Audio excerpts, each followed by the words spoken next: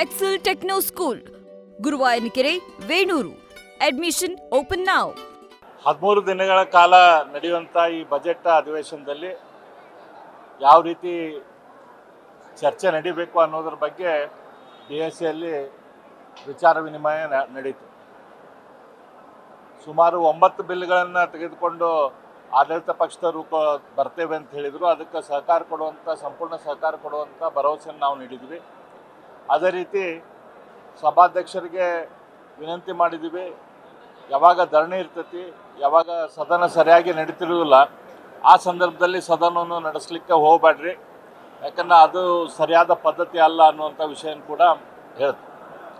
ಅದೇ ರೀತಿ ವಿಶೇಷವಾಗಿ ಕೆಲವು ಸದಸ್ಯರು ಮತ್ತು ಮಂತ್ರಿಗಳು ಅವಶ್ಯಕತೆ ಇಲ್ಲದಲ್ಲಿ ಕೂಡ ಏನು ಮಾತಾಡ್ತಾರೆ, ಪ್ರತಿಯೊಂದು ವಿಷಯಕ್ಕೂ ಕೂಡ ಎದ್ದು ಮಾತಾಡ್ತಾರೆ.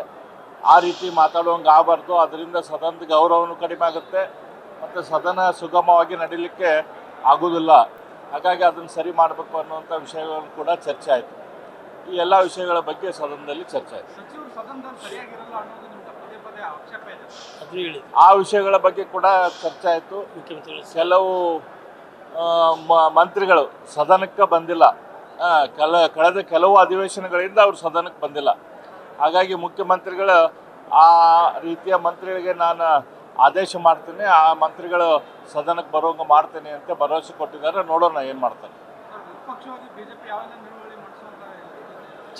ಅದನ್ನು ನಾವು ಚರ್ಚೆಯಲ್ಲಿ ಮಾಡಿ ಅದನ್ನು ತೊಗೊಂಬರ್ತೀವಿ, ಏನೇನು ಮಾಡಬೇಕು.